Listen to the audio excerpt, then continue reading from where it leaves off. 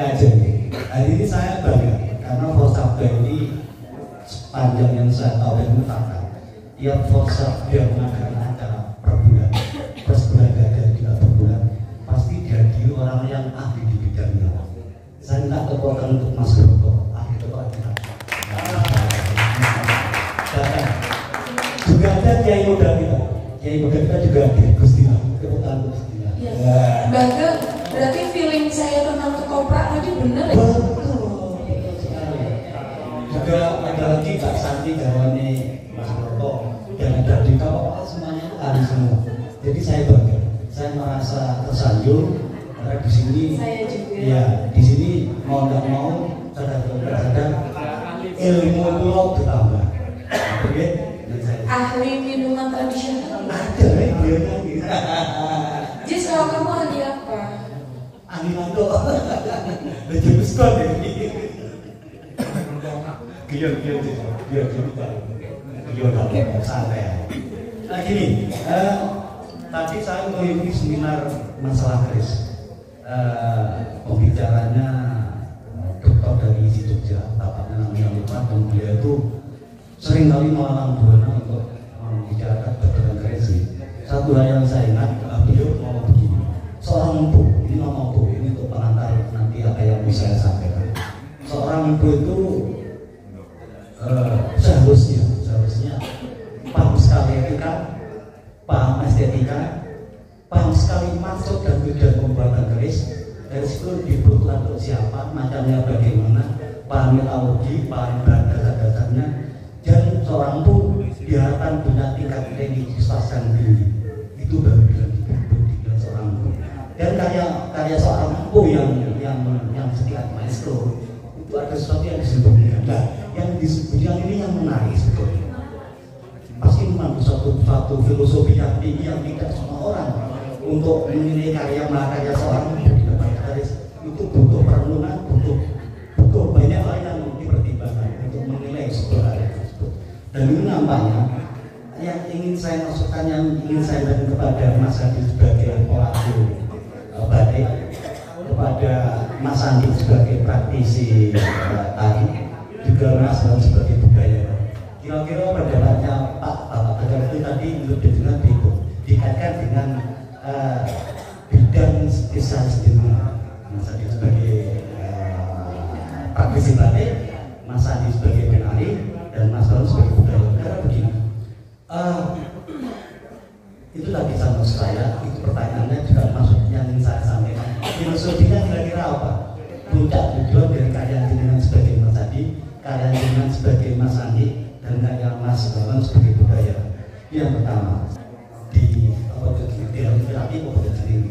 Apa yang saya sampaikan ditanggapi. Matur nuwun. Assalamualaikum. Jadi, Waalaikumsalam warahmatullahi wabarakatuh. Tentang apa yang diungkapkan tadi Empuk Keris itu, bahwa sebuah karya ada sesuatu yang memang disembunyikan dan itu menjadi sebuah keistimewaan, saya kira. Dan saya sepakat dengan hal itu. Dan untuk karya batik, dari karya batik yang saya ungkapkan itu memang kadang-kadang ada sesuatu yang bagi saya itu sebagai apa, saya akan pertama-tama adalah ada ungkapan kanthi ngobrol jeneng itu akan katut jeneng seperti itu. Jadi artinya ya dalam berkarya yang saya ungkapkan sebagai sebuah karya batik itu memang ya tujuan saya ya berkarya, dan kemudian bahwa ini saya hargai, saya sebagai sebuah karya yang saya ungkapkan itu kadang-kadang butuh sebuah inspirasi, butuh perenungan, dan kemudian ketika menjadi wujud karya itu akan saya hargai. Pertama saya akan menghargai, dan kemudian tentu karena penghargaan saya terhadap yang saya ungkapkan sebagai sebuah karya, dan itu akan dihargai oleh orang lain, saya kira seperti itu. Dan alhamdulillah ternyata memang benar apa yang saya ungkapkan menjadi sebuah karya itu juga ada penghargaan beberapa yang saya ungkapkan sebagai karya itu antara lain juga. Ya, saya kira demikian yang saya monggo bisa. Baik, lanjut ya. Jadi intinya Mas Adi pengen pengakuan ya. Pengakuannya itu bisa dalam bentuk apa saja, penerimaan misalnya, atau harga misalnya ya. Karena itu subjektif sekali sebenarnya.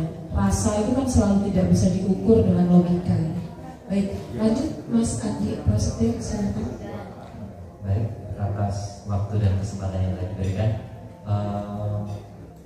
Sama halnya seperti Bapak Hadi, hanya saja yang berbeda dari saya untuk apa sih belajar tari, untuk bagaimana sih kedepannya dengan tari. Nah, kalau saya memiliki tujuan bahwasanya menari itu bukan hanya digeluti oleh seorang yang wanita atau seorang wanita, bahwasanya image yang mengatakan orang kalau nari itu identik dengan cewek atau mungkin lelaki tak bertulang gitu. No, kita bukan lelaki tulang lunak. Lelaki tulang lunak.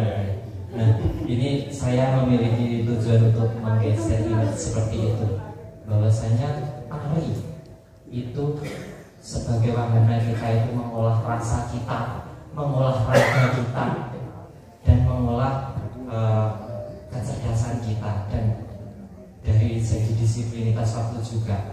Jadi menari itu tidak hanya bisa dilakukan oleh seorang wanita dengan lemah gemulainya, tetapi bisa dilakukan oleh kaum pria juga. Jadi di sini memiliki kesetaraan yang sama antara pria dan wanita di dalam belajar tari.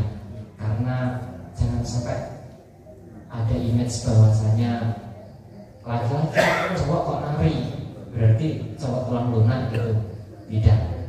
Tidak seperti itu.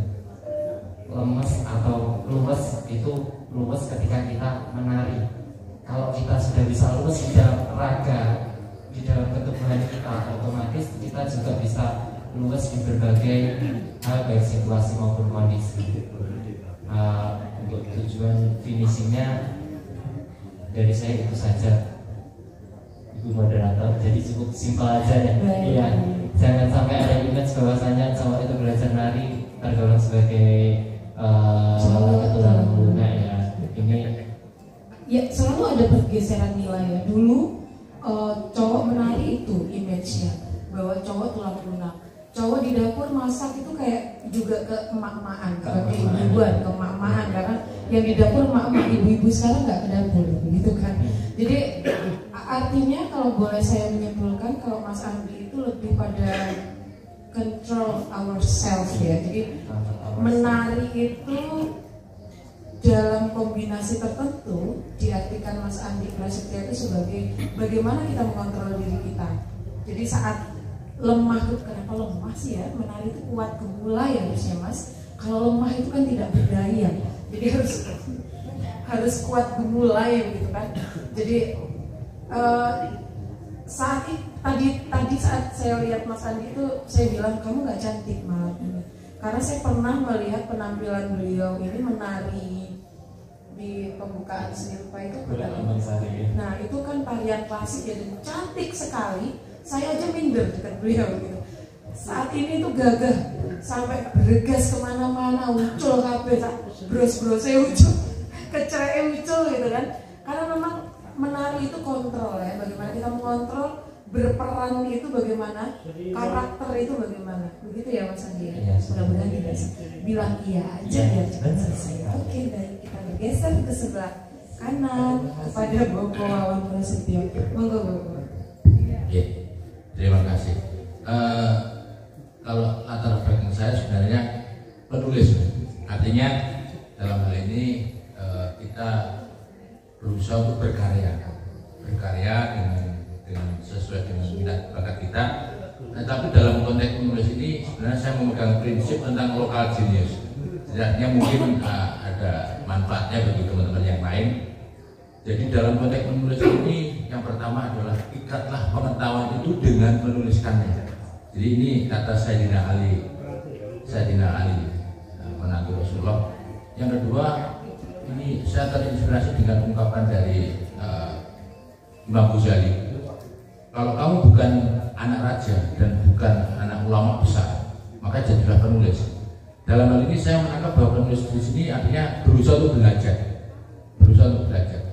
Dalam hal ini tidak penting latar belakang Anda atau apa, atau katakanlah kuliah Anda itu apa, tetapi tentang konteks lokal genius itu, apapun yang Anda geluti, apapun Anda kerjakan, yang Anda hayati dan jiwai, maka tuliskanlah. Itu akan menjadi sebuah kekuatan yang akan menjadi karya Anda dalam konteks menulis. Nah, dalam konteks budaya, saya juga terinspirasi dengan konsep semboyan, mikul dhuwur mendem jero. Jadi artinya kita sanjung, kita ungkap kebaikan-kebaikan dari para leluhur kita, orang tua, leluhur kita, dan kemudian kita mendem jero. Artinya kalau ada aib atau ada kekurangan yang kita tutup rapat-rapat atau kita ungkapkan. Maka dalam kasanah Jawa ini banyak pasmon, ngono yo ngono naik aja ngono, sinamun ing samudra. Jadi kita tidak berusaha untuk mengungkap kata vulgar, sedangkan di peribahasa Indonesia saja banyak peribahasa yang beraneka ragam. Misalkan mengkritik orang yang tulisannya jelek sekali, misalnya dengan ungkapan dengan gaya bahasa, tulisanmu ceker ayam misalnya gitu. Jadi kita berusaha untuk menggunakan simbol-simbol atau kasanah budaya sehingga kita itu tidak ngeglo atau tidak vulgar, sebagaimana tadi yang dikatakan Mas Sugeng bahwa ada yang disembunyikan. Nah, disembunyikan itu tentu ada mengandung suatu makna sinandi atau tidak vulgar atau tidak ngeglo tadi. Jadi sinamun ing samudara, ungkapan lainnya itu seperti itu. Terima kasih.